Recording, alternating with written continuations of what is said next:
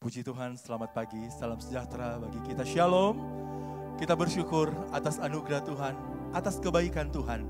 Kita ada sampai pada saat ini, bukan karena kekuatan atau kemampuan kita. Oleh karena itu, mari kita mau naikkan rasa syukur kita, rasa terima kasih kita kepada Tuhan. Karena Dia sudah menjaga kita, Dia sudah melindungi kita, Dia sudah berikan kita kesehatan dan kekuatan. Bahkan Dia sudah memberkati setiap kehidupan kita.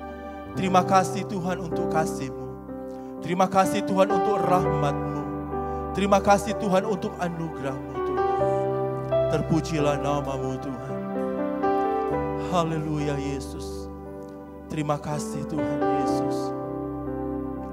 Engkau baik buat setiap kami Tuhan. Terima kasih. Haleluya Yesus. Haleluya. Glory haleluya. Terima kasih. Terima kasih Tuhan. Terima kasih.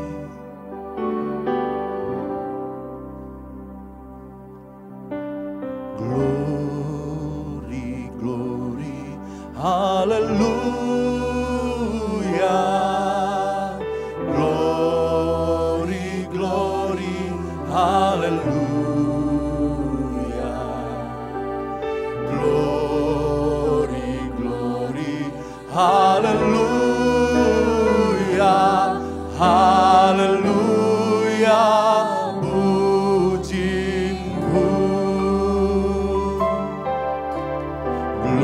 Glory, glory, haleluya. Glory, glory, haleluya. Glory, glory, haleluya. Haleluya. Pujimu. Glory, glory, haleluya. Glory, glory, haleluya. Glory, glory, haleluya. Haleluya. Pujimu.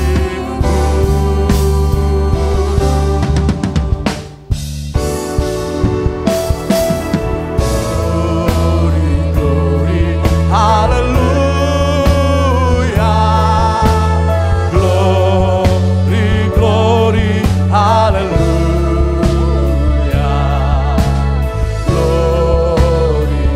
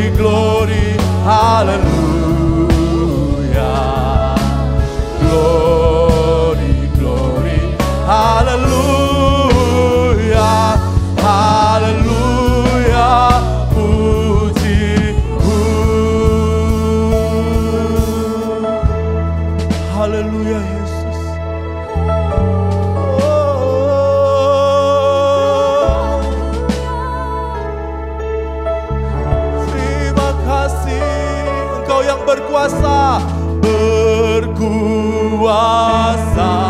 berdaulat, Engkau Raja.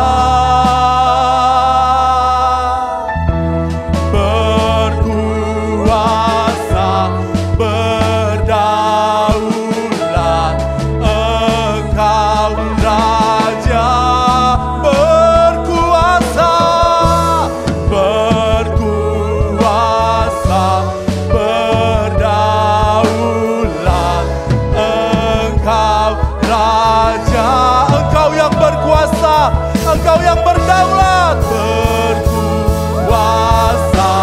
berdaulat, Engkau Raja. Glory, glory, haleluya. Glory, glory, haleluya.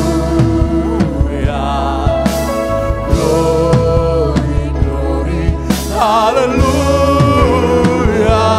hallelujah, glory, glory, glory, glory, hallelujah, yes Tuhan, amin, Engkaulah Raja kami, glory, glory, hallelujah. Haleluya, puji, haleluya,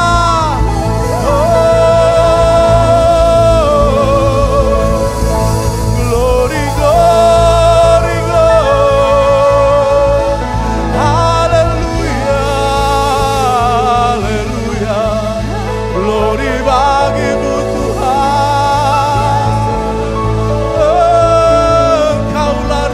Kami, haleluya. Engkau yang berkuasa atas hidup kami, Engkau yang berdaulat atas setiap pribadi-pribadi kami. Engkaulah Raja kami, Engkaulah Tuhan kami, satu-satunya yang kami sembah, satu-satunya yang kami tinggikan, satu-satunya yang kami muliakan. Oleh karena itu Tuhan, saat pagi hari ini kami mau memuji Engkau, kami mau sembah Engkau, Raja di atas segala raja. Terpujilah namamu Tuhan, kami siap memberikan yang terbaik buat Engkau di dalam nama Tuhan Yesus Kristus. Haleluya, amin. Puji Tuhan, mari kita katakan, Yesus Tuhan adalah Raja. 1, 2, 3. Yesus Tuhan adalah Raja. Haleluya, haleluya. Dialah Raja kita. Terima kasih Tuhan. Bersyukurlah kepadanya atas segala kebaikannya.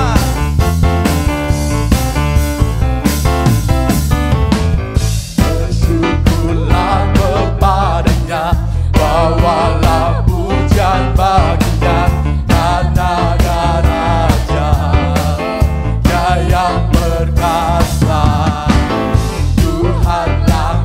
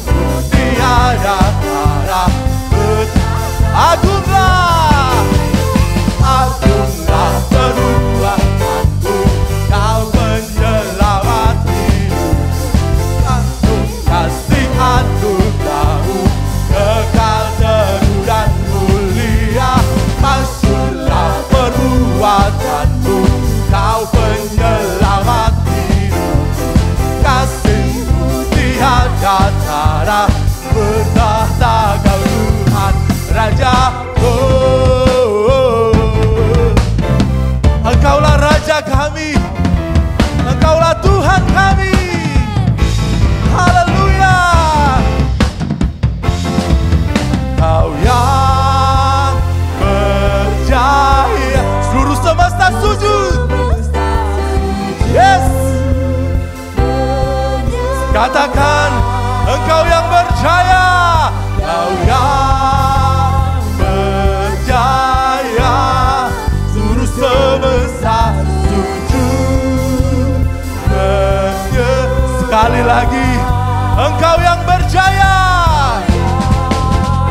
Berjaya. Seluruh semesta sujud. Menyembah. Ya.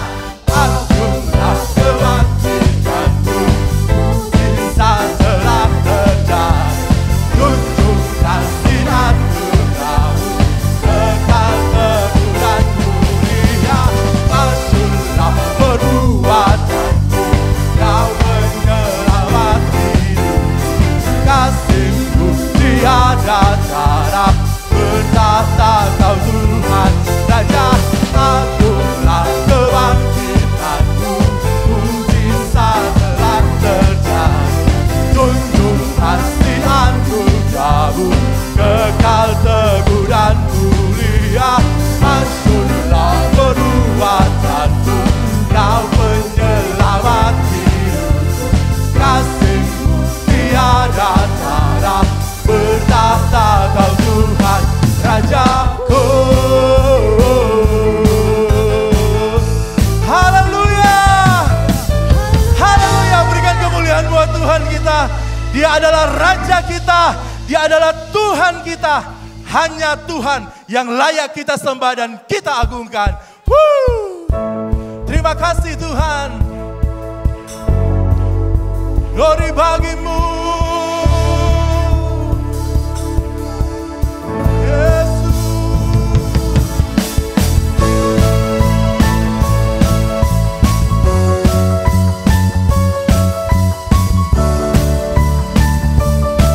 Kita katakan sama-sama. Tak terbayang kebesaran-Mu dan tak terbanding kekuatan-Mu Tuhan.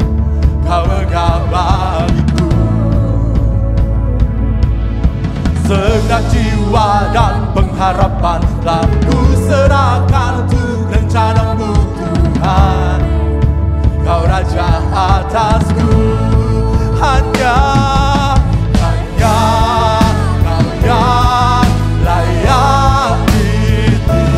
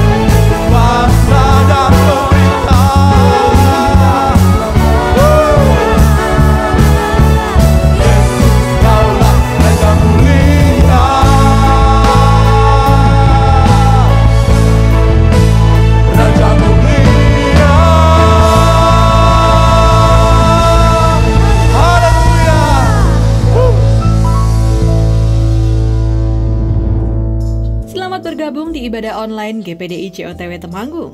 Kami senang Anda dapat mengikuti ibadah ini bersama-sama di rumah Anda masing-masing. Kami akan menyampaikan beberapa informasi dalam COTW News. Ibadah pendalaman Alkitab online hari Rabu, 20 Mei 2020 ditiadakan. Ibadah akan digabung dengan ibadah kenaikan Yesus ke sorga, Kamis, 21 Mei 2020, jam 7 pagi di channel YouTube GPDI COTW Temanggung. COTW Worshipper mengadakan program berbagi berkat. Bagi Anda yang ingin bergabung, Anda dapat berdonasi melalui sekretariat atau Ibu Anita Arisantoso. Atau Anda dapat transfer ke rekening sebagai berikut. Dana yang terkumpul akan dibelikan paket sembako dan dibagikan pada tanggal 6 Juni 2020. Mari kita sama-sama mendoakan agar Tuhan membuka jalan bagi penanganan dan pemulihan masalah kesehatan dan ekonomi bangsa. Pokok doa ini dapat Anda simak di Warta Jemaat Online COTW Family. Sebelum ibadah dilanjutkan, mari kita simak dulu pesan berikut ini.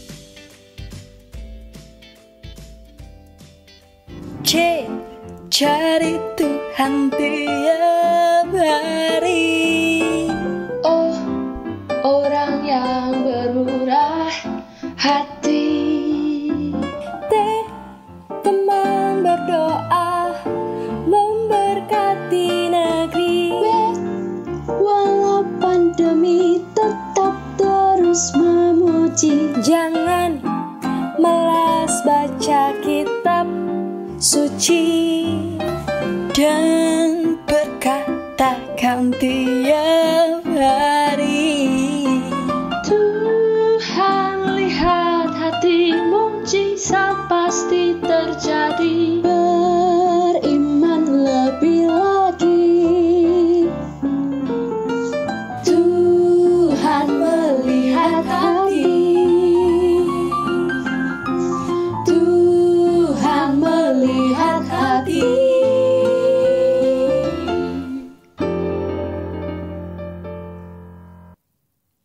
Puji Tuhan, kita bersyukur Dia tidak pernah meninggalkan kita.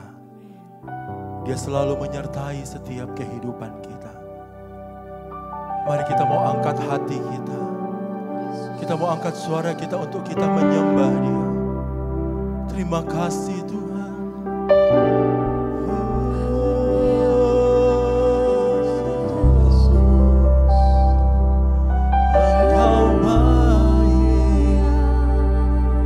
Engkau baik Tuhan.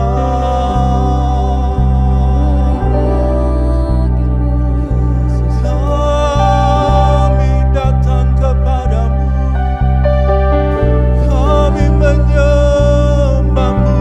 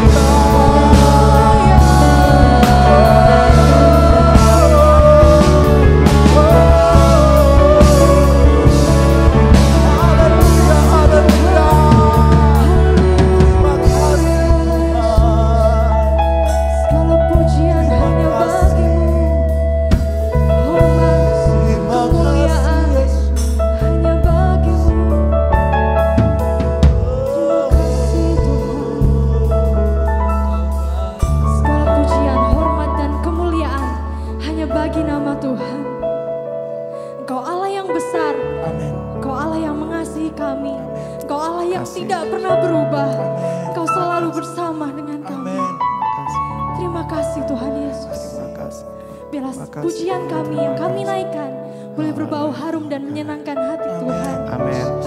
Saat ini kami siapkan hati kami yang terbaik untuk diisi oleh kebenaran firman Tuhan. Biarlah Engkau memberkati, mengurapi hamba-Mu, memberikan bahasa yang sederhana, sehingga setiap kami boleh mengerti apa yang menjadi isi hati Tuhan. Terima kasih Tuhan. Kami percaya yang sakit Tuhan sudah sembuhkan, yang lemah Tuhan sudah kuatkan. Amin. Terima kasih Tuhan. Kami sambut kebenaran firman Tuhan hanya di dalam nama Tuhan Yesus Kristus. Haleluya. Amin. Amin.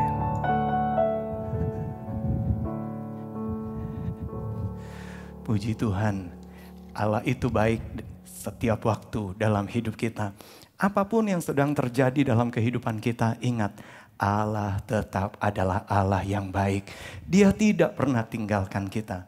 Beberapa waktu lalu saya sempat saya terima sebuah respon ya. Jadi yang seperti biasa saya mengirimkan ayat dan saudara-saudara juga bisa mengikuti ayat-ayat rema tiap hari itu baik di situs kami di www.cotw GPDI COTW Temanggung ataupun saudara bisa melihat mengunduhnya lewat Warta Jemaat online kami. Saudara bisa cari di Google Store, Play Store. Dan saudara bisa cari COTW Family dan setiap hari ada rema setiap hari. Nah, tiba-tiba ada seseorang yang mulai bertanya, Pak, apakah kira-kira COVID-19 itu adalah hukuman Tuhan? Ya, itu adalah hukuman Tuhan. Saya hanya mau sampaikan, waktu itu memang saya tidak menjawabnya, tetapi saya menjawab juga kepada Bapak Ibu Saudara sekalian. Berapa banyak kali kita selalu berpikir, wah ini terjadi karena hukuman Tuhan, ini terjadi karena hukuman Tuhan. Tetapi bukankah Tuhan sendiri berfirman? Kalau saudara perhatikan di dalam Kejadian pasal yang ke-8 ayat 21, bisa munculkan Kejadian pasal 8 ayat 21, ketika sesudah peristiwa air bah, kemudian Nuh mempersembahkan korban. Perhatikan ini, ketika Tuhan mencium persembahan yang harum itu, berfirmanlah Tuhan dalam hatinya, aku takkan mengutuk bumi ini lagi karena manusia, sekalipun yang ditimbulkan hatinya adalah jahat dari sejak kecilnya. Dan aku takkan membinasakan lagi segala yang hidup seperti yang telah kulakukan. Jadi saudara bisa melihat firman Allah ini ketika ini tertulis, Tuhan begitu bersungguh-sungguh. Tuhan bukan hanya sekedar berbasa-basi untuk mengisi Alkitab kita. Tapi Tuhan berkata ketika dia melihat ada korban. Perhatikan, sebetulnya intinya adalah ketika dia melihat ada korban, maka firman Allah, Tuhan berkata dalam hatinya, Tuhan berjanji. Dan kabar baiknya, janji Tuhan, kita nggak bisa berkata gini, memang lidah tak bertulang. Lidahnya Tuhan juga tak bertulang. Kemudian janji tinggal janji. Tidak. Kalau Tuhan berjanji, Tuhan pasti genapi janjinya. Jadi Bapak Ibu Saudara sekalian, bukan permasalahan ini adalah hukuman. Memang kita semua sudah jatuh dalam dosa. Coba kita lihat Roma 3 ayat 23 akan mengatakan demikian. Roma 3 ayat 23 sampai nanti ke 25-nya. Ayat 23 terlebih dahulu. Karena semua orang telah berbuat dosa dan telah kehilangan kemuliaan Allah. Semua orang sudah kehilangan kemuliaan Allah. Semua potensi manusia yang sebetulnya untuk mempermuliakan Tuhan dicemari oleh dosa, sehingga hasilnya, ya kalau kita bisa melihat, kita nggak usah mempermasalahkan dari mana COVID itu terjadi. Tetapi semua potensi manusia sudah kehilangan kemuliaan. Tetapi kabar baiknya nggak selesai. Nggak sampai kemudian ayat ini sampai pada titik. Perhatikan ayat 24 dan 25-nya. Dan oleh kasih karunia telah dibenarkan dengan cuma-cuma karena penebusan dalam Kristus Yesus. Jadi semua sudah berdosa, semua sudah bersalah, semua sudah diselewengkan. Tetapi karena kasih karunia kita beroleh penebusan. Penebusan. Hari ini temanya adalah penebusan lebih berkuasa dari ciptaan. Kita adalah ciptaan dan ciptaan yang sudah tercemar kepada dosa. Kita adalah creation, kita adalah ciptaan. Dan semua yang ada di dalam dunia, ciptaan di dalam dunia sudah tercemar. Dicemari oleh dosa, dicemari oleh kesalahan. Orang yang determinan ya, dia selalu ngotot.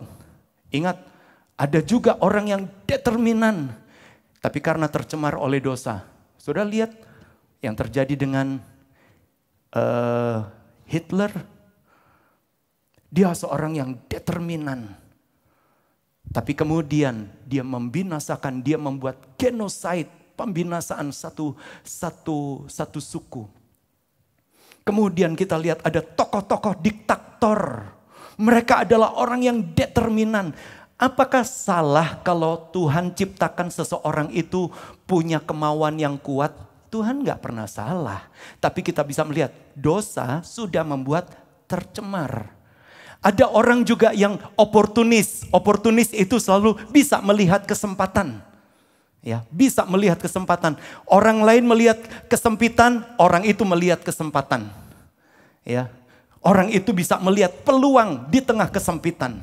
Tapi saudara lihat, ada banyak orang yang oportunis, yang dicemari oleh dosa, jadi maling, jadi pencuri, jadi koruptor. Kenapa? Dia bisa melihat kesempatan, tapi dia lakukan dengan cara yang tercemar. Jadi kita bisa melihat itu akibat dari dosa.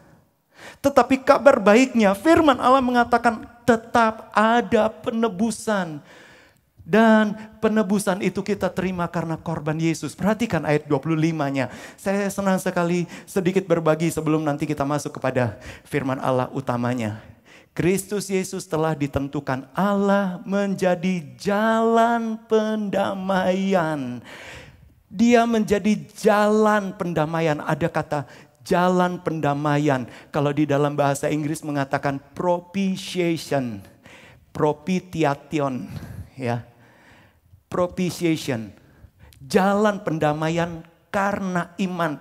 Jadi Yesuslah penebusan karena Kristus. Itu adalah jalan pendamaian. Dan kita bisa menggapai, kita bisa masuk ke jalan itu karena iman. Perhatikan, di dalam darahnya. Hal itu dibuatnya untuk menunjukkan keadilannya, kebenarannya.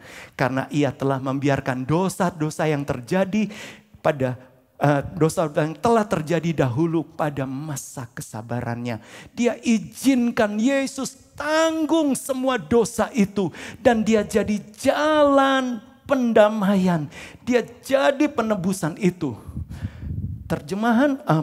Perjanjian baru memang ditulis dengan bahasa Yunani. Bahasa Yunani jalan pendamaian itu menggunakan kata hilasterion.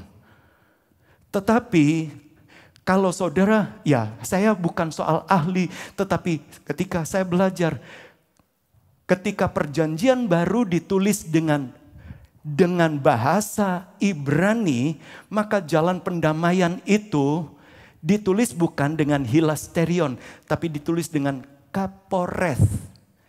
K-A-P-P-O-R-E-T-H. Kaporeth. Kaporeth. Dan menarik sekali. Kata kaporet, jalan pendamaian itu, saudara bisa temukan di dalam Keluaran 25 ayat 17. Coba kita lihat. Keluaran 25 ayat 17, kata kaporet, jalan pendamaian itu ada di sana. Juga engkau harus membuat tutup pendamaian, kaporet, dari emas murni. 2,5 hasta panjangnya, 1,5 hasta lebarnya. Ada tutup pendamaian, ada tabut perjanjian. Ada tabut perjanjian, di dalam tabut isinya apa? 2 loh batu. 2 loh batu itu adalah simbol ketidaktaatan manusia kepada peraturan Allah. Di dalam tabut perjanjian juga berisi dengan tongkat Harun yang bertunas. Itu adalah simbol ketidaktaatan manusia kepada pimpinan Allah. Sudah nggak percaya pada firman-Nya, tidak percaya kepada pimpinan Allah. Dan tabut perjanjian juga isi bokor berisi mana. Itu tanda apa? Simbol ketidaktaatan manusia, ketidakpercayaan manusia kepada penyediaan Allah. Kadangkala itu kan terjadi dengan kita di hari-hari ini. Kita mulai berpikir, mana firman itu berlaku? Kadangkala kita bisa nyanyi, ku tahu siapa yang pimpin. Tapi kita mulai berpikir, nek koyong ini terus, masa depanku suram. Kita tidak percaya pada pimpinan Tuhan. Kemudian berapa banyak kali, aduh masa ini adalah masa yang sukar. Ada penderitaan, ada kelaparan, ada kesulitan ekonomi. Ingat, berapa banyak kali kita meragukan penyediaan Allah. Dan itu harus ada di dalam tabut perjanjian. Dan menariknya, tabut perjanjian itu tidak terbuka. Dan gak boleh terbuka. Gak boleh terbuka. Harus ditutup. Dan tutup pendamaiannya, Kapores itu, perhatikan ayat 20-nya, Keluaran 25 ayat 20. Di atasnya apa yang ada? Kerub-kerub ada, kerub mengembangkan kedua sayap di atasnya. Sedangkan sayap-sayap menudungi Kapores. Tutup pendamaian, mukanya menghadap kepada masing-masing, kepada tutup pendamaian. Itulah harus menghadap muka kerub-kerub itu. bisa munculkan gambar kerubium. Gambar kerubium, jadi kerub. Jadi tabut perjanjian itu ada tutupnya. Dan tutupnya itu bukan hanya tutup yang polos.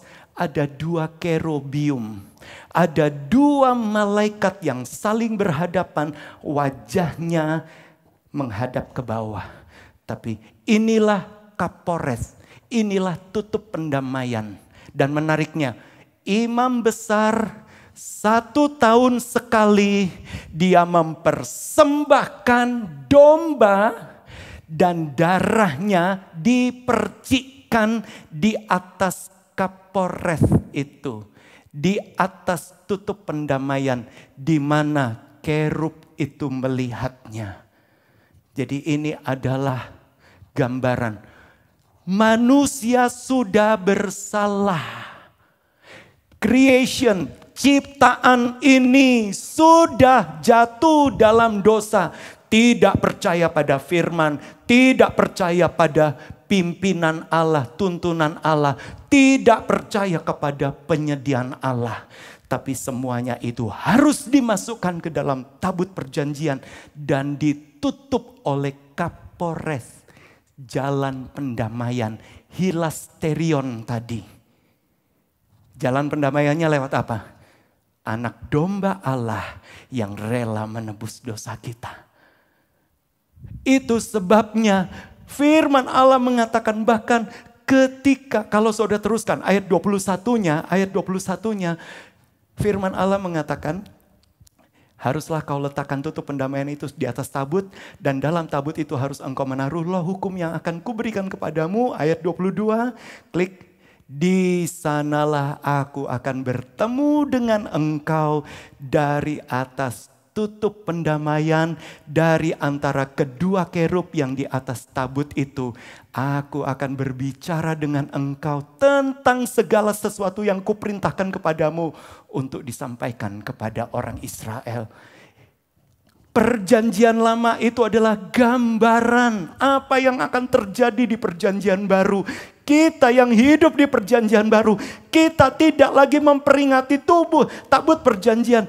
Tetapi kita bisa menikmati ketika kita lewat jalan pendamaian, penebusan Kristus. Tuhan berkata, di sanalah aku akan berbicara dengan engkau. Pagi hari ini, ketika Bapak Ibu Saudara sekalian mendengar firman Allah, disinilah Tuhan ingin berbicara kepada kita. Ketika Tuhan berbicara, Tuhan mau berbicara apa? penebusanku lebih berkuasa, lebih kuat dari ciptaan, dari kelemahan tubuhmu, dari semua kegagalanmu, dari semua kelemahanmu, dari semua kesalahanmu. Aku lebih besar, penebusanku lebih besar. Saudara ingatkan, di dalam tabut perjanjian isinya simbol ketidaktaatan manusia, simbol dari dosa manusia. Tapi penebusan lebih kuat. Baik, kita masuk kepada apa yang kita akan periksa. Ketika penebusan itu lebih kuat, Tuhan ingin kita tidak lagi terus tertunduk ke bawah. Tuhan ingin kita menengadah. Coba kita awali dengan satu ilustrasi. Sebetulnya bukan ilustrasi, sebetulnya adalah satu peristiwa. Di dalam Lukas 13 ayat 10 sampai 13. Lukas 13 ayat 10 sampai 13. Ada satu peristiwa, coba kita melihat.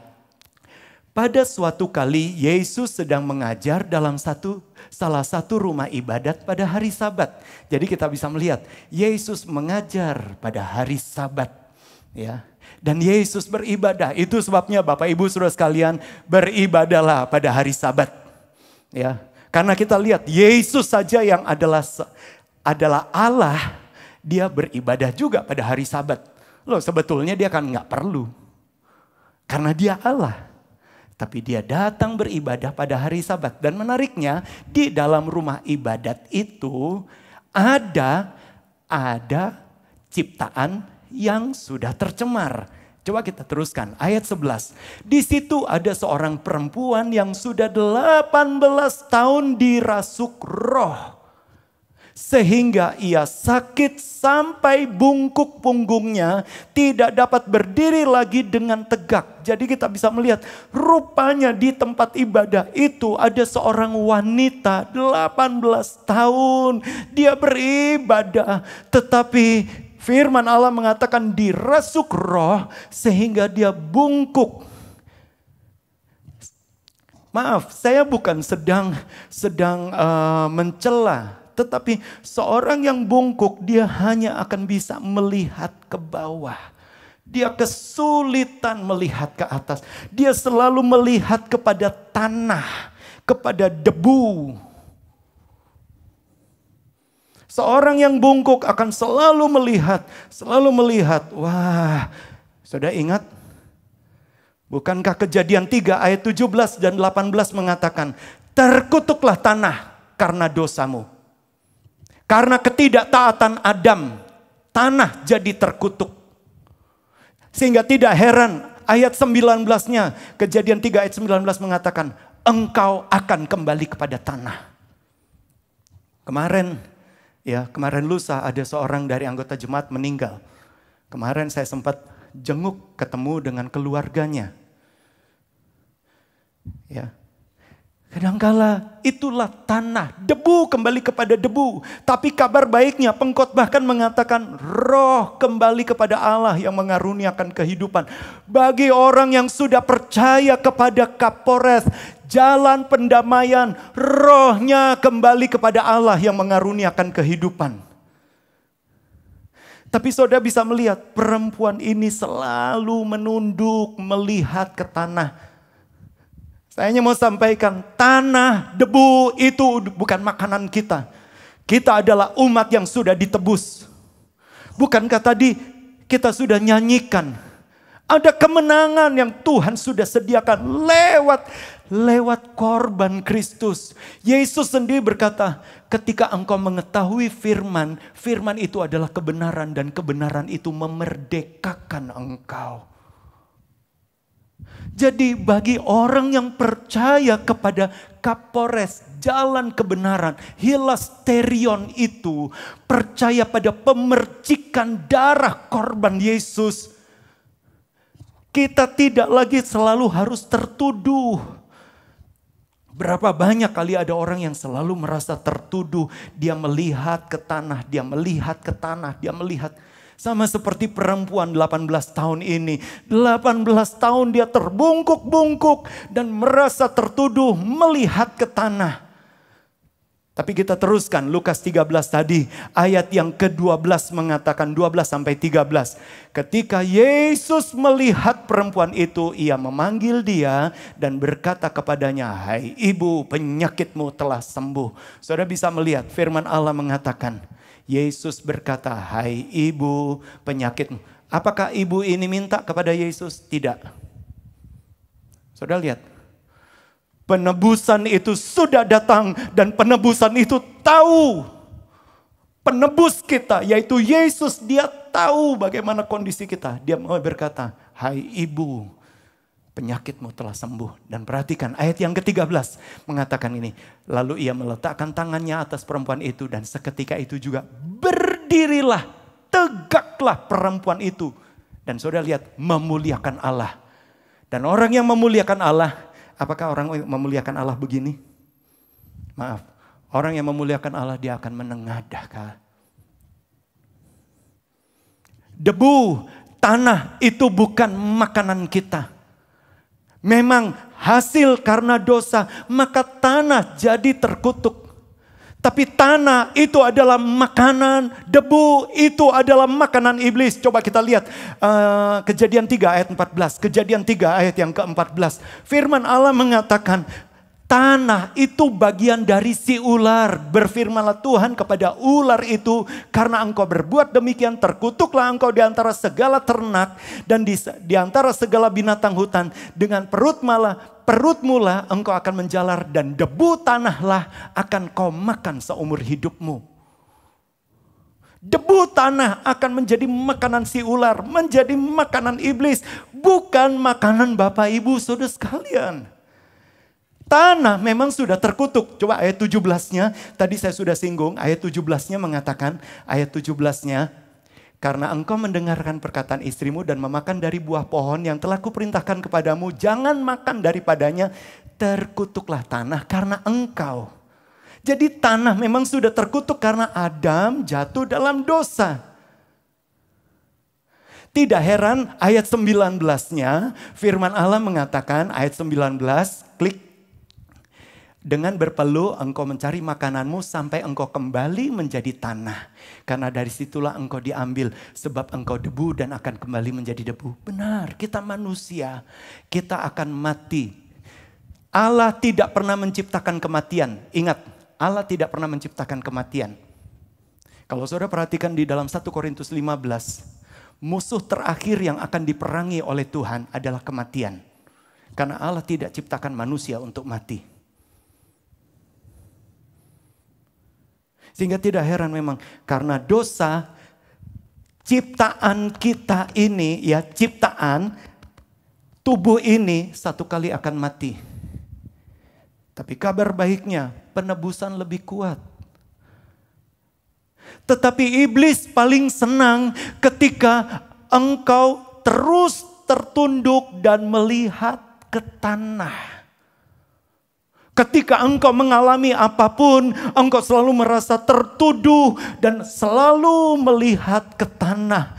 Aduh, mungkin semua ini gara-gara saya ya. Sehingga engkau terus tertunduk sama seperti perempuan ini.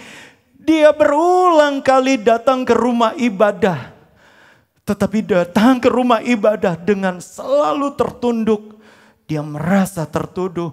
Mungkin ada di antara Bapak Ibu saudara sekalian, selama ini engkau sudah beribadah. Puji Tuhan, engkau sudah percaya kepada Yesus. Tapi engkau selalu tertunduk ke tanah. Engkau mulai berpikir, aduh semua yang terjadi di masa lalu itu membuat saya kehilangan untuk menengadah ke atas. Saya nggak punya pengharapan. Engkau nggak pernah bisa melihat masa depanmu. Engkau selalu merasa ketakutan. Saya nggak tahu apakah ada di antara engkau, entah engkau orang muda, entah engkau adalah remaja, entah engkau adalah anak-anak sekalipun, atau engkau bapak ibu rumah tangga. Selama ini engkau selalu tertunduk. Ingat, iblis paling senang membuat engkau selalu melihat ke tanah. Sebetulnya debu tanah itu bukan konsumsimu. Itu adalah konsumsi dari si iblis. Memang tanah itu sudah terkutuk karena Adam. Tapi saudara ingat, ketika kembali lagi, kalau saya kembali kepada peristiwa Nuh. Waktu bahtera Nuh itu kandas sesudah selama 1 tahun mengapung-ngapung di atas banjir. Bahtera itu kandas di mana? Kandasnya di Gunung Ararat. Di atas tanah namanya Ararat. Dan saudara tahu arti Ararat? Apakah kebetulan? Ararat itu artinya kutuk yang dibalikkan. Reverse curse. Kutuk yang dibalikkan. Di dalam bahtera penebusan, tanpa harus dipimpin oleh satu manusia pun, bahtera penebusan itu kandas dan berdiri teguh di atas tanah di mana kutuk itu sudah dibalikkan. Jadi bagi manusia yang sudah percaya kepada jalan pendamaian masuk ke dalam bahtera, memang kita masih mijak tanah. Nanti kita lihat di bagian akhir. Memang kita masih harus mengolah tanah kita. Tapi Tuhan sudah berkata, memang tanah itu sudah terkutuk karena dosa manusia. Tetapi semua yang ada di dalam penebusan karena jalan pendamaian itu. Nanti kita akan lihat di bagian akhir. Setiap tanah yang diinjak oleh kakimu, aku akan berikan kepadamu. Wow. Ada penyertaan.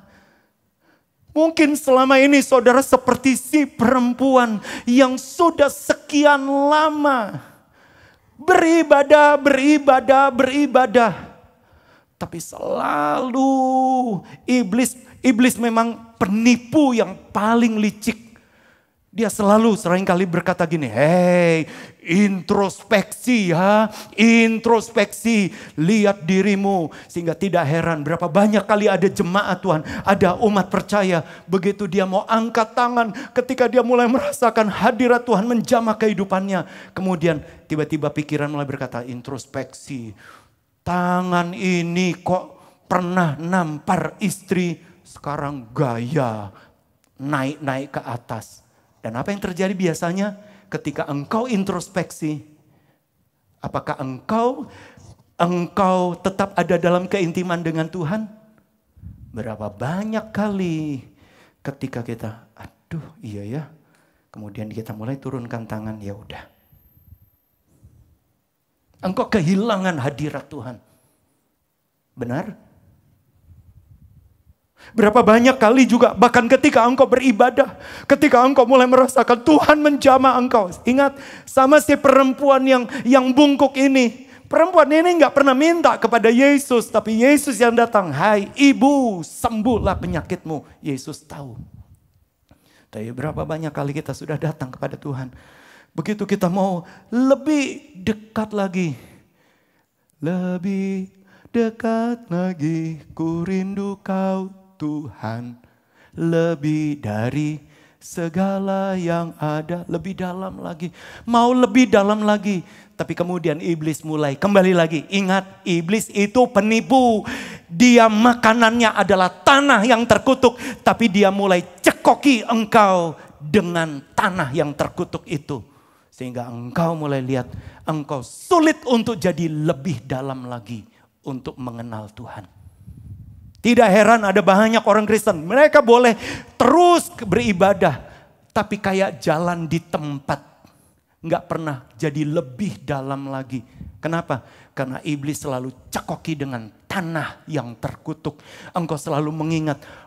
Hei, introspeksi. Masa lalumu tuh kayak gitu. Mana mungkin Tuhan bisa pakai. Mana mungkin kamu bisa disembuhkan.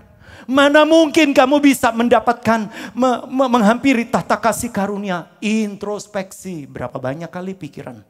Dan iblis mulai terus cekoki dengan tanah. Dengan debu tanah. Engkau terus tertunduk. Baik, sekarang kita masuk kepada Injil Yohanes. Peristiwa di dalam Injil Yohanes.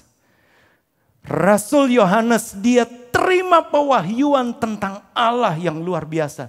Dan satu-satunya peristiwa yang hanya ditulis di dalam Injil Yohanes. Ya, ada satu peristiwa yang tertulis di dalam Injil Yohanes. Dan Rasul Yohanes terima pewahyuan secara khusus. Coba kembali lagi kita lihat kepada Yohanes pasal 8. Injil Yohanes pasal 8 memang mulai dari ayat yang kedua. Ayat yang kedua peristiwanya juga tentang seorang wanita. Pagi-pagi benar Yesus berada di bait Allah dan seluruh rakyat datang kepadanya. Ia duduk dan mengajar mereka. Ya, terus ayat yang ketiga, klik. Maka ahli-ahli Taurat dan orang-orang Farisi membawa kepadanya seorang perempuan yang kedapatan berbuat zina. Perhatikan ayat yang keempat, perhatikan. Mereka menempatkan perempuan itu di tengah-tengah lalu berkata kepadanya, Yesus, Rabi, perempuan ini tertangkap basah ketika ia sedang berbuat zina. Jadi kita lihat, orang roh agamawi paling senang menempatkan seseorang tertuduh di tengah-tengah. Ya, dan mulai menuding. Tapi puji Tuhan, jangan jadi seorang yang suka menempatkan seseorang di tengah dan mulai menjadi bahan omongan, bahan cercaan ketika engkau tahu kenapa engkau enggak jadi seperti orang Samaria yang baik hati. Tapi orang-orang Farisi ini taruh Yesus, taruh perempuan ini di tengah. Terus ayat berikutnya, menarik sekali. Di ayat berikutnya, Musa, perhatikan, mereka mengutip hukum Taurat. Musa dalam hukum Taurat memerintahkan kita melempari perempuan-perempuan yang demikian. Apakah pendapatmu tentang hal itu? Mereka tahu firman Allah. Musa memang menyuruh melempari orang-orang yang demikian. Tapi perhatikan ini, Musa dalam hukum Taurat memerintahkan kita untuk melempari perempuan-perempuan yang demikian. Rupanya ketika seseorang selalu melihat ke tanah. Tanpa sadar orang Farisi selalu melihat ke tanah. Karena melihat kesalahan orang. Itu sebabnya orang yang suka melihat kesalahan orang itu sebetulnya juga perlu dibebaskan. Selalu melihat ke tanah. Selalu melihat kepada tuduhan. Dan tidak heran orang yang melihat kepada tuduhan selalu suka memutar balik firman. Atau menjadikan firman itu untuk kepentingannya. Apakah Musa bilang begitu? Apakah hukum Taurat bilang gitu? Coba kita, kalau saudara punya Alkitab, saudara kasih tanda saja. Karena nanti kita akan kembali. Coba lihat Imamat 20 ayat 10. Sebetulnya bukan demikian. Imamat 20 ayat 10 mengatakan begini. Imamat 20 ayat 10. Bila seorang laki-laki berzinah dengan istri orang lain, yakni berzinah dengan istri sesamanya manusia, pastilah keduanya dihukum mati, baik laki-laki maupun perempuan yang berzinah. Jadi yang harus dihukum mati siapa? Laki-laki dan perempuan. Tapi kalau kita kembali lagi kepada Yohanes 8 tadi. Ketika mereka tempatkan perempuan itu. Yang mereka ingin kematiannya siapa? Hanya si perempuan. Saya enggak menuding anggota dewan yang pernah menangkap perempuan. Sama seperti ini peristiwanya. Kalau menurut hukum, kalau kita bicara tentang hukum Allah, laki-laki dan perempuan itu harus dilempari dengan batu. Tetapi ketika mereka menempatkan perempuan, coba kembali lagi kepada Yohanes 8 tadi. Yohanes 8 ayat yang saya lupa ayat yang kelima atau yang, ya ayat yang keenam. Mereka mengatakan, ayat yang kelima berarti, ayat yang kelima. Musa dalam hukum Taurat memerintahkan kita melempari perempuan-perempuan yang demikian. Benar nggak? Enggak. Mana laki-lakinya? Ada kemungkinan laki-lakinya adalah salah seorang di antara mereka.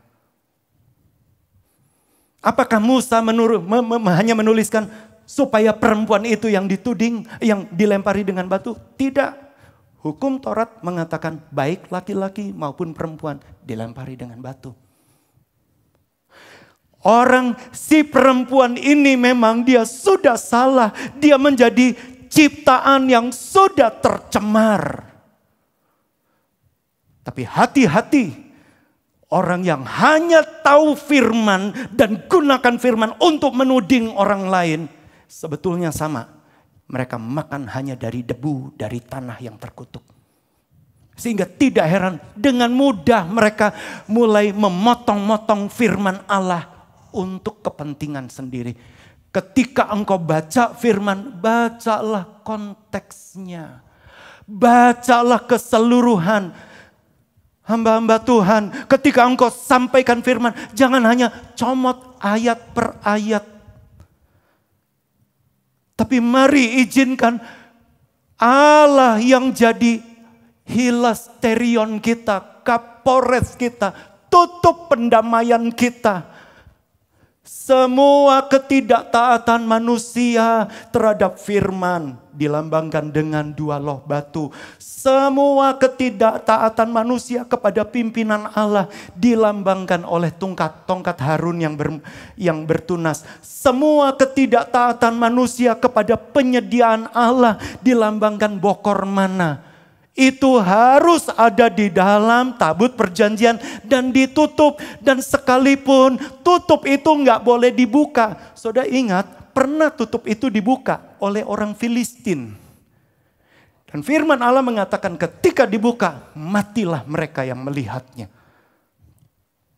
Jangan buka, jangan korek.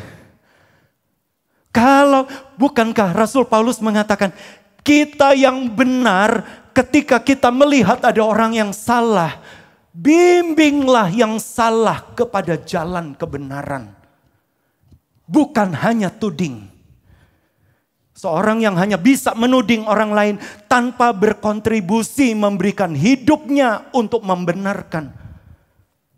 Orang itu sama sebetulnya. Dia sedang ditipu oleh iblis, hanya makan tanah dan hanya mengkonsumsi debu yang menjadi makanannya iblis. Iblis paling senang ya mengkonsumsi kita dengan tuduhan-tuduhan dan membuat kita menjadi penuduh-penuduh. Tapi hari ini, mari kita mau izinkan kami berjumpa dengan Tuhan. Dan menarik sekali, saya senang sekali ketika kita sampai di ayat ini. Coba kita teruskan, ayat yang ke-6. Tadi Injil Yohanes 8, ayat yang ke-6. Firman Allah mengatakan, mereka mengatakan hal itu untuk mencobai. Rupanya, ingat, rupanya hanya punya maksud mencobai. Itu sebabnya kenapa yang laki-lakinya tidak dibawa.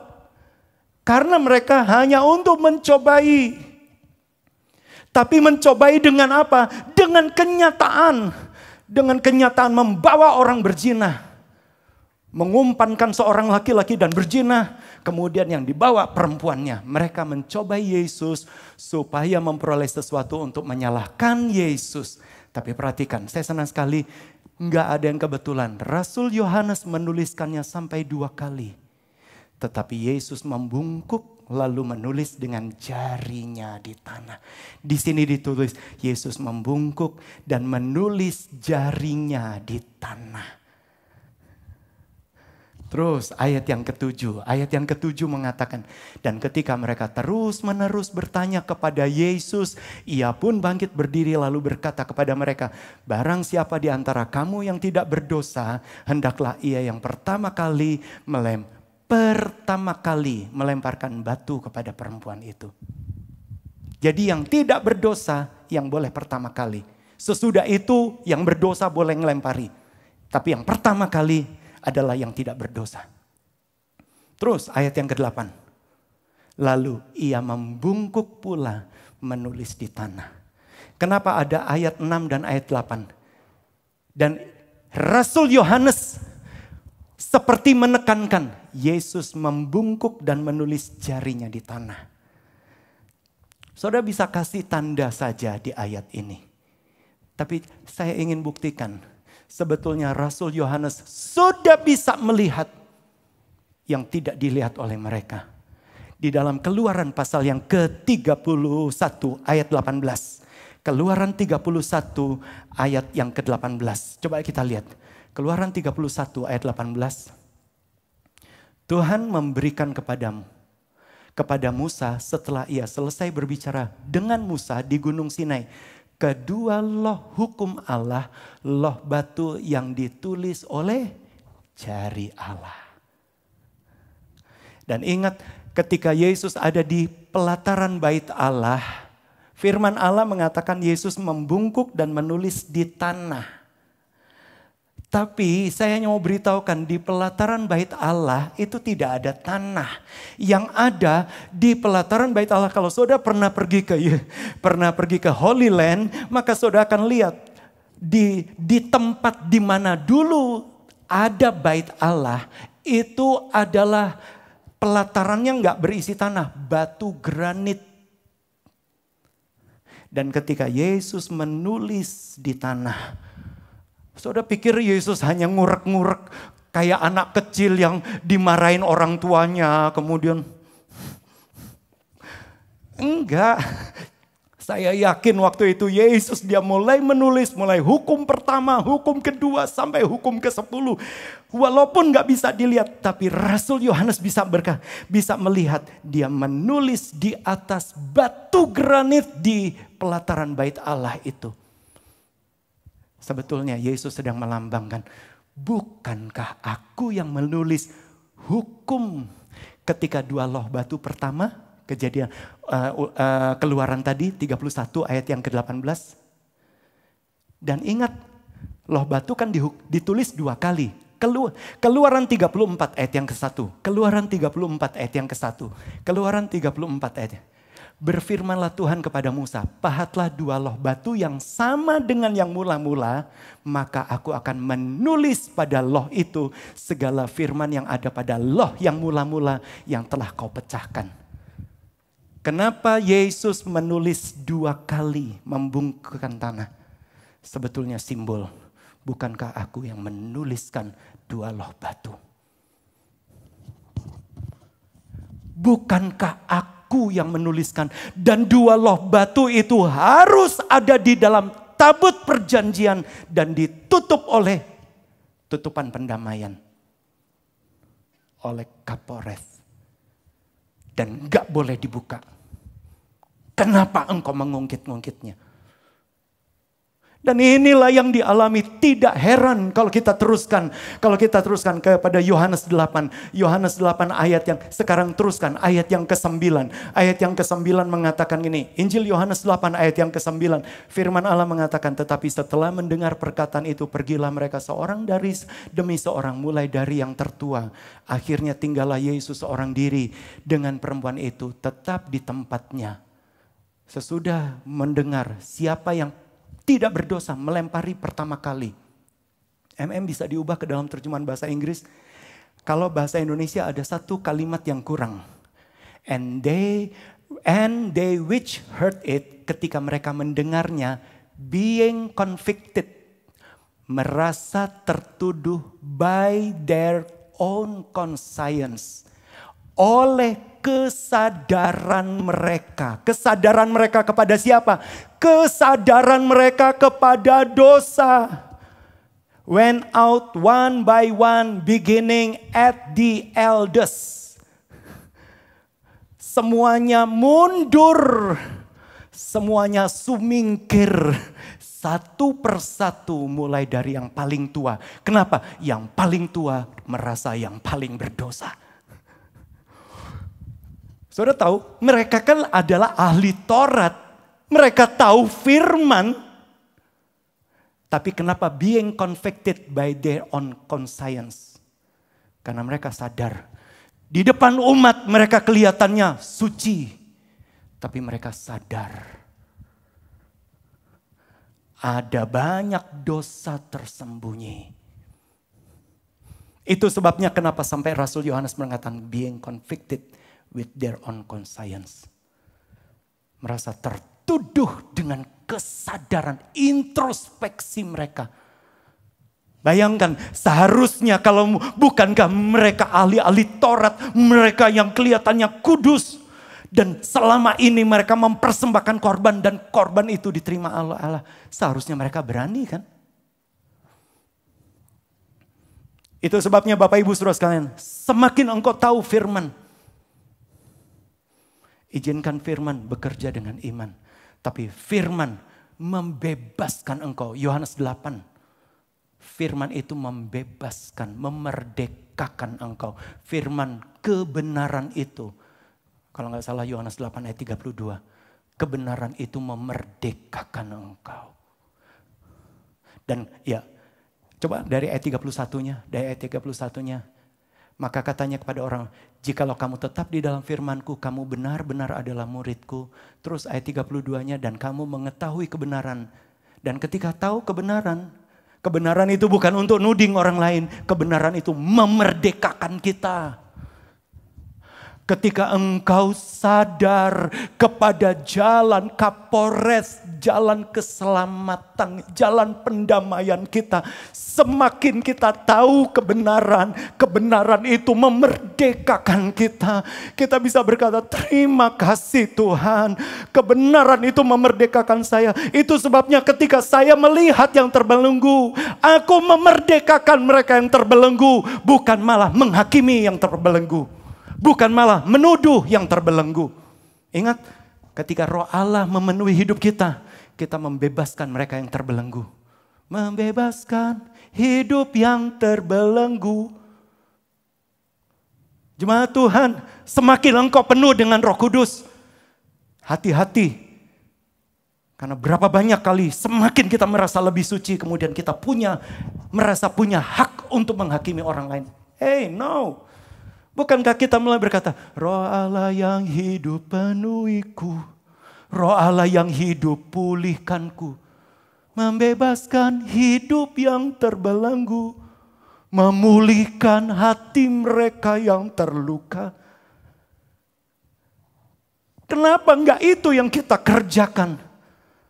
Tapi puji Tuhan, hari ini ketika engkau punya pewahyuan yang baru, makanan kita bukan lagi debu tanah, tapi makanan kita adalah kebenaran itu sendiri.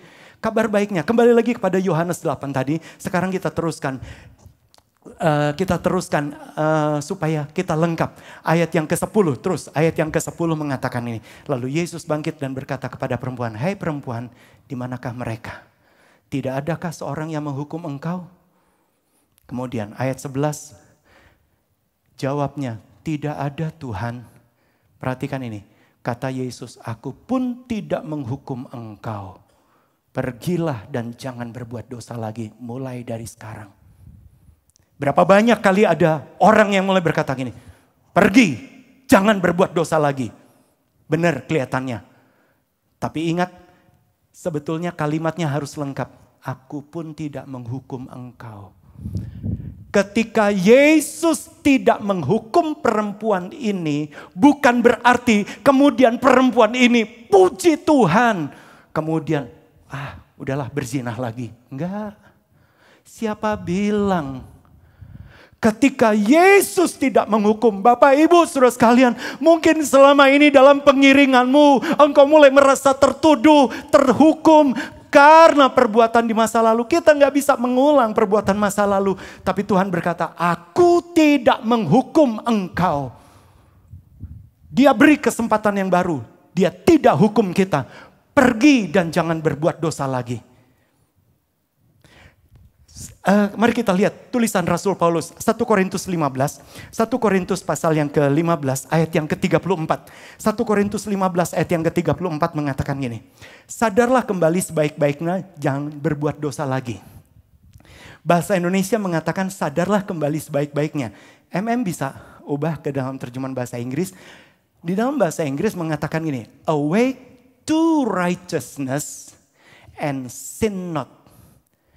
Sadarilah kebenaran ketika engkau bukan menyadari soal dirimu sendiri, tapi menyadari lebih punya kesadaran akan kebenaran. Itu menjadi kuasa untuk kita tidak berbuat dosa lagi. Itu sebabnya kenapa Yesus berkata, aku tidak menghukum engkau, pergi dan jangan berbuat dosa lagi. Perempuan itu pergi, dan kabar baiknya saya yakin waktu itu Yesus tanggalkan jubahnya. Karena ingat, perempuan itu dibawa ke situ bertelanjang. Tapi Yesus tutupi ketelanjangannya dengan jubah Yesus. Yesus mulai berkata, aku pun tidak hukum engkau. Sadarilah kebenaranku. Perempuan ini ketika dibawa ke depan Yesus, dia tertunduk ke tanah, dia tertuduh, dia sudah bersalah, dia terdakwa, dia melihat ke tanah. Tapi kabar baiknya, Yesus berikan kebenarannya untuk menyelubungi dia. Dan Yesus berkata, aku tidak menghukum engkau, pergi dan jangan berbuat dosa lagi. Wow, ketika engkau juga sadari ada kebenaran Allah yang menyelubungi hidupmu, engkau akan bisa hidup berkemenangan. Satu kali mungkin engkau, Tuhan saya sudah salah. Sadarilah kebenaran Allah. Kita akhiri dengan ayat-ayat yang tadi saya sempat singgung. Ulangan 11. Ulangan 11 ayat yang ke-13 sampai 14. Coba kita lihat dulu Ulangan 11 ayat yang ke-13. Maaf, ayat yang 13 dan 14. Jika kamu dengan sungguh-sungguh mendengarkan perintah yang kusampaikan kepadamu pada hari ini, sehingga kamu mengasihi Tuhan Allahmu dan beribadah kepadanya dengan segenap hatimu dan segenap jiwamu.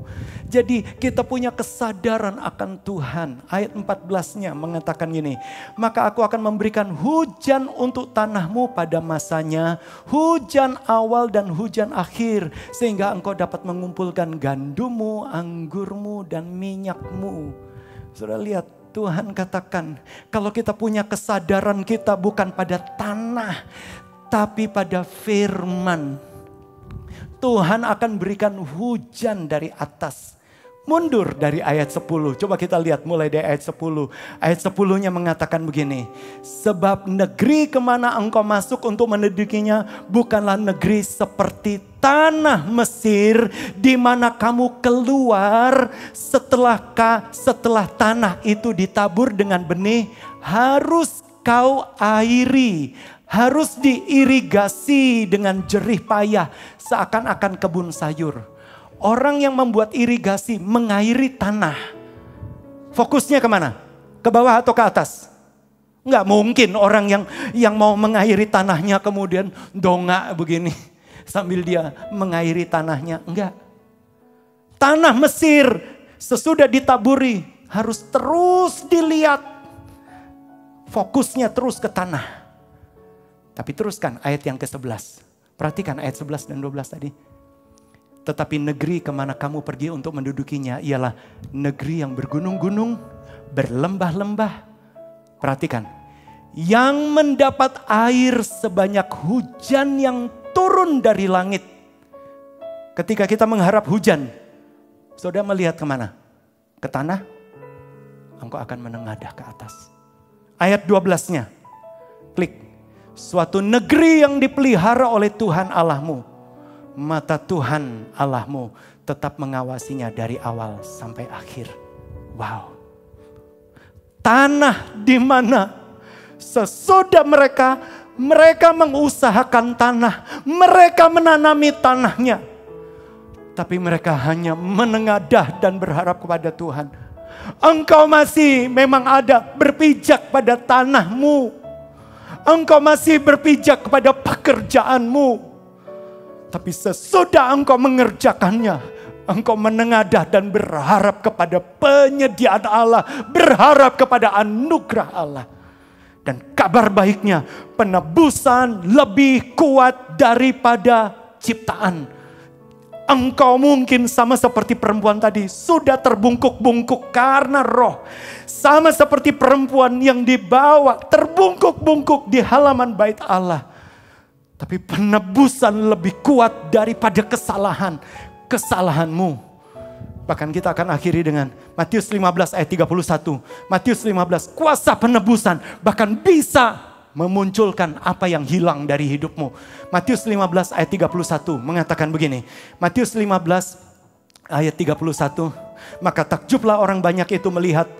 Perhatikan, melihat orang bisu berkata-kata, orang timpang sembuh, orang lumpuh berjalan, orang buta melihat, dan mereka memuliakan Allah Israel.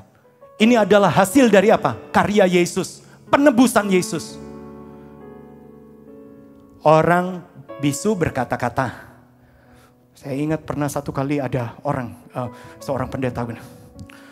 Yang bisu melihat, yang buta berkata-kata. Ya benarlah.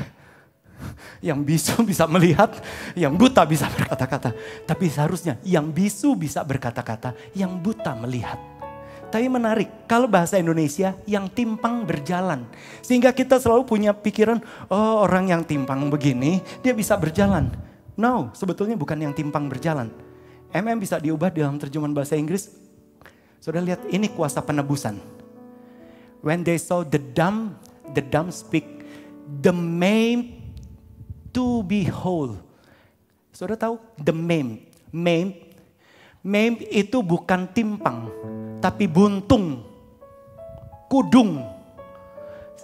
Ketika ayah ibu saya melayani dulu di rumah sakit kusta Sintanala di Semarang, papa mama suka cerita, mereka yang kena kusta itu kadang-kala daun telinganya bisa hilang.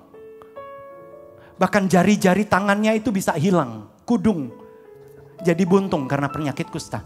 Tapi kabar baiknya, kuasa penebusan, the maimed to be whole.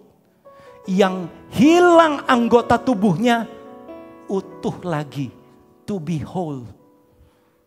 Mungkin akibat masa lalu ada sesuatu yang hilang dalam hidupmu. Ada yang hilang dalam rumah tanggamu. Ada yang hilang dalam pengharapanmu. Ada yang hilang, engkau mulai berpikir, saya pernah salah di masa lalu. Kayaknya ada yang hilang. The maimed to be whole. Tuhan akan buat yang buntung sekalipun utuh kembali. So kembali. Kuasa penebusan lebih daripada kesalahan-kesalahan dari ciptaan. Itu sebabnya kita bisa berkata, kami hanya hidup hanya karena anugerah-Mu. Mari bersama dengan para pemuji naikkan pujian ini. Hidup karena anugerah-Mu. Tiada satupun dapat ku banggakan, semua karena cinta-Mu. Ini hidupku, pimpin jalan. Kasih-Mu mengubah hidupku. Kasih-Mu mengubah hidupku. Kau memilihku, selamatkan hidupku, semua karena cinta-Mu. Terima kasih Yesus. Ini hidupku, pimpin jalanku. Yesus pegang erat tanganku, ku tak dapat hidup di luar kasih-Mu.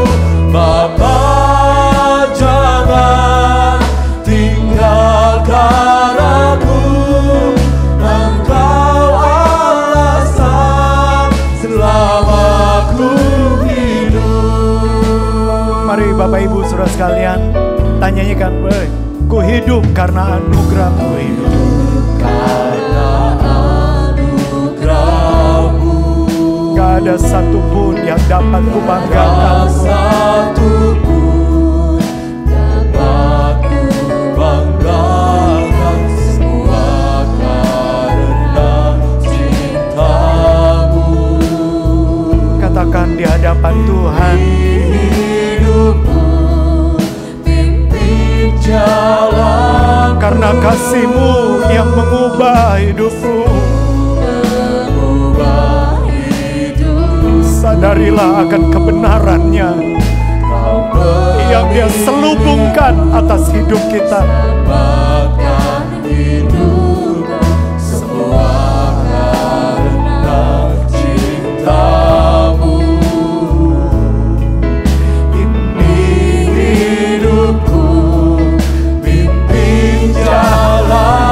Yesus pegang erat, Yesus pegang erat tanganku, ku tak dapat hidup di luar kasih-Mu. Bapa, jangan tinggalkan aku, Engkau alasan selamatku. Yesus pegang erat tanganku.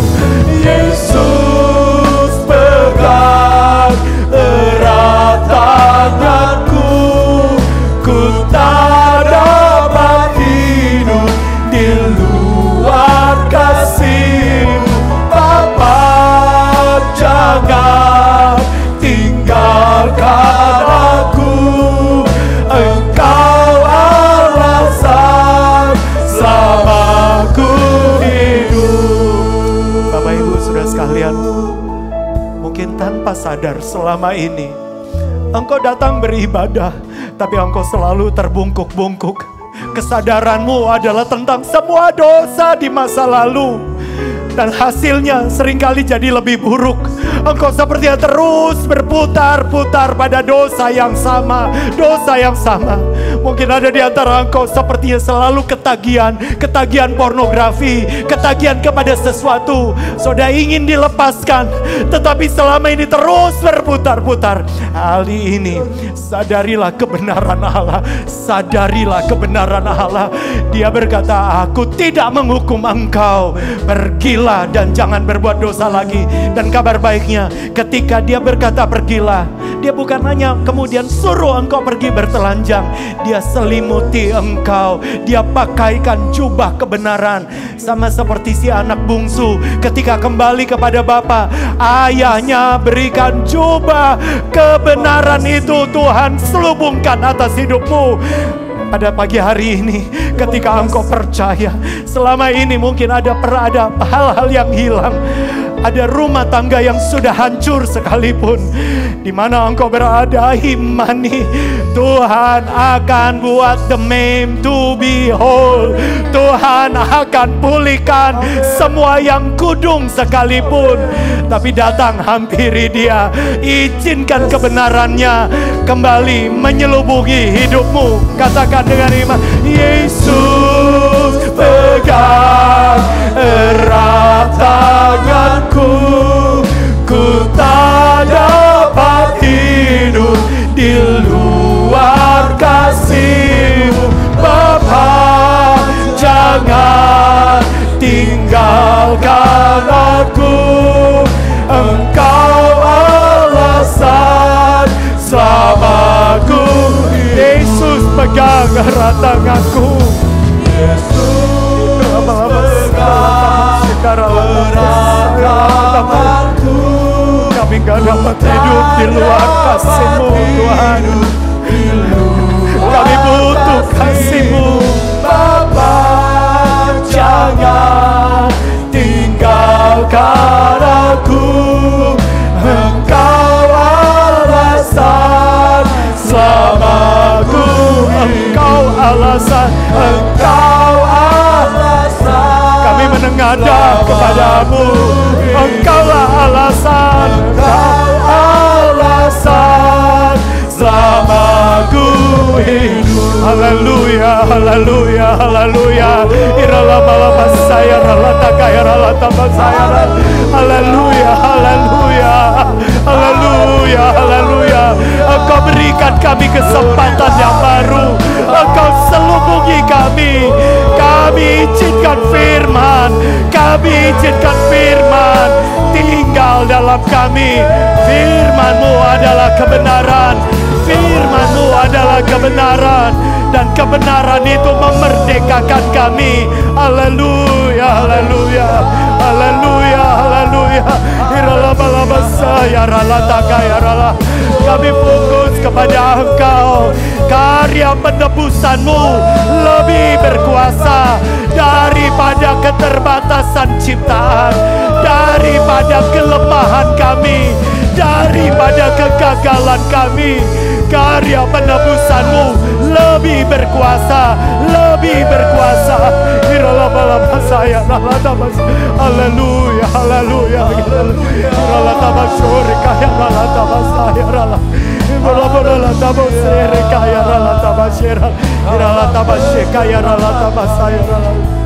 Haleluya, haleluya.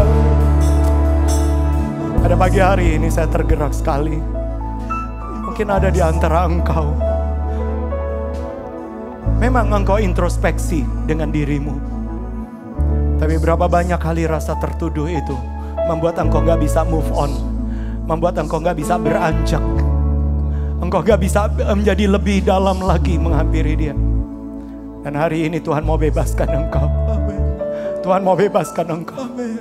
Mungkin ada sesuatu di alam bawah sadarmu, engkau sadari engkau sudah salah. Tuhan tahu, Tuhan lihat. Tuhan lihat semua perbuatanmu. Tuhan tahu semuanya. Dan Tuhan katakan, aku gak menghukum engkau. Bebaslah, pergi, jangan berbuat dosa lagi. Bukan si perempuan yang terbungkuk 18 tahun yang minta, tapi Yesus yang jamah. Tuhan mau jamah hidupmu. Di dalam nama Tuhan Yesus Kristus. Kalau selama ini ada yang sedang terbungkuk-bungkuk dalam kelemahan, ada yang terbungkuk-bungkuk karena kesalahan di masa lalu, karena semua dosa di masa lalu, dalam nama Yesus, bebas. Tuhan bebaskan engkau. Tuhan lepaskan engkau. Tuhan lepaskan engkau dari ketagihan-ketagihanmu. Tuhan lepaskan engkau dari penyimpangan-penyimpangan. Tuhan lepaskan engkau. Tuhan mau lepaskan engkau. Setiap suami-suami, engkau punya dosa di masa lalu, engkau punya sesuatu yang engkau simpan, yang bahkan ada yang selalu menghantui di alam bawah sadarmu. Di dalam nama Yesus, Tuhan lepaskan engkau. Tuhan bebaskan engkau. Tuhan ingin engkau hidup dalam kemenangan. Setiap istri, setiap orang muda, engkau mungkin punya sesuatu yang rasanya menghantui hidupmu. Dalam nama Yesus, Tuhan bebaskan engkau. Dan Tuhan selubungi engkau dengan jubah kebenarannya. Mungkin ada di antara saudara-saudara mulai berpikir, rumah tangga saya sudah rusak, sudah hancur, sudah berantakan. Bahkan saudara mungkin sudah bercerai. Rasanya gak mungkin. Tapi firman Allah mengatakan, the man to be whole. The man to be whole. Pasanganmu mungkin sudah menikah lagi. Kita nggak tahu gimana caranya Tuhan. Tapi Tuhan, firman Allah mengatakan, the man to be whole. Mungkin ada sesuatu yang hilang dari tubuhmu karena kesalahanmu. Engkau imani firman Allah. Bapa di sorga, di dalam nama Yesus, kami imani firman Allah. The man to be whole.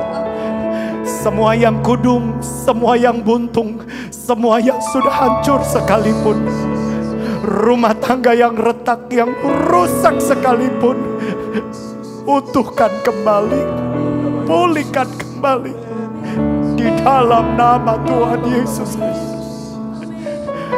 Bahkan mungkin ada di antara kami, Tuhan, karena kesalahan di masa lalu ada organ tubuh yang sudah rusak. Dalam nama Yesus, di dalam nama Yesus, Tuhan utuhkan kembali supaya kemuliaan Allah dinyatakan. Hamba-Mu berdoa di dalam nama Yesus, Tuhan pulihkan kembali semua yang sudah rusak. Terima kasih Tuhan, terima kasih. Semua yang sedang sakit, semua yang ada dalam Tuhan, ada di dalam kelemahan, pada pagi hari ini kami imani firman Allah. Tuhan sembuhkan, Tuhan pulihkan, Tuhan jamah. Engkau merdekakan kami, dan kami akan fokus kepada penyediaan Allah. Sebanyak hujan yang turun dari langit, Kami masih usahakan tanah kami, tapi kami tahu Tuhan, Engkau yang memberikan hujannya, Engkau yang memberikan pertumbuhannya, Engkau yang memberikan pelipat gandaannya. Kami kerjakan bagian kami, orang-orang muda, kerjakan bagianmu dengan iman, dan Tuhan yang mengadakan terobosannya. Terima kasih Tuhan, terima kasih. Bapak Ibu rumah tangga, di dalam tanggung jawab kami kerjakan Tuhan semua yang kami harus kerjakan. Maka Tuhan yang melimpahkan hujan dari langit sebanyak kasih karunia-Mu, sehingga kami bisa menikmati gandum dan anggur serta minyak itu ada melimpah atas hidup kami. Terima kasih Tuhan, terima kasih. Terima kasih buat pagi hari ini. Bahkan pada pagi hari ini kami juga tetap berdoa Tuhan, buat Indonesia Tuhan. Tuhan, buat Tuhan, mulai dari pemimpin-pemimpin Tuhan, sampai kepada seluruh rakyatnya Tuhan. Apa yang hilang di dalam nama Yesus, Engkau utuhkan kembali. Engkau berkati, Engkau bebaskan negara kami, Engkau bebaskan dunia ini. Dan kami boleh melihat Engkau turut bekerja di dalam segala perkara, mendatangkan kebaikan bagi kami yang mengasihi Engkau. Kami akan melihat di dalam bahtera penebusan kami. Kami akan mendarat di Ararat, di mana kutuk sudah dibalikan. Kami menikmati kelimpahan-Mu Tuhan, dan kami akan tetap beribadah kepadamu. Terima kasih Tuhan. Diberkatilah setiap kami yang menyaksikan streaming ini. Diberkatilah seluruh pelayan-pelayan Allah. Diberkatilah setiap kami. Terima kasih Tuhan. Kami punya pewahyuan tentang Engkau sendiri. Terpujilah namamu. Engkau adalah the great I am. Engkau adalah Allah di atas segala Allah. Tuhan di atas segala Tuhan. Setiap lutut bertelut, setiap lidah akan mengaku Yesus adalah Tuhan dan Juru Selamat. Terima kasih Tuhan, terima kasih. Mari saudara kita terima berkat dari Tuhan. Tuhan memberkati engkau dan melindungi engkau. Tuhan menyinari engkau dengan wajahnya dan memberi engkau kasih karunia. Bahkan Tuhan menghadapkan wajahnya kepadamu dan memberi engkau shalom, damai sejahtera. Kini saudara-saudaraku sekalian, jalani hari-harimu dengan membawa berkat dari Allah Bapa, kasih karunia dan perkenanan oleh korban Yesus di kayu salib. Dia adalah jalan pendamaianmu, Dia adalah tutup pendamaianmu, Dia adalah kaporetmu. Engkau disertai oleh kuasa Roh Kudus yang akan memimpin engkau dari iman kepada iman, dari kebenaran pada segala kebenaran. Engkau akan dibawa dari kemuliaan pada kemuliaan yang lebih besar. Bahkan perlindungan kuasa darah Kristus akan melindungi roh, jiwa, tubuhmu, orang-orang di balik bayangmu, serta keluargamu. Dari mara bahaya, sakit, penyakit, niat jahat, kecelakaan, wabah, bencana, kuasa kegelapan, maupun dari pelecehan-pelecehan. Kami terima semua berkat ini dalam nama Tuhan Yesus Kristus. Dan semua yang percaya katakan amin. Puji Tuhan, selamat pagi dan Tuhan memberkati.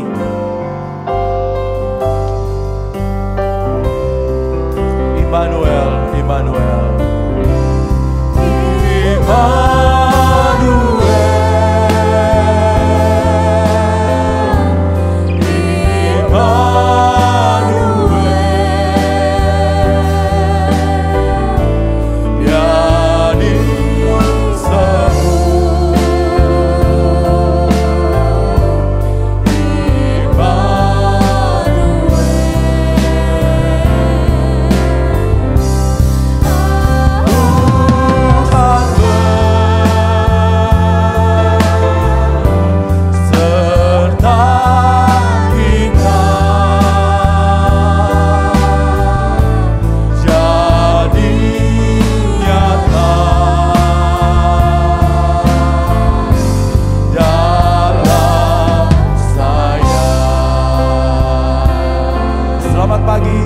Tuhan Yesus memberkati kita semua.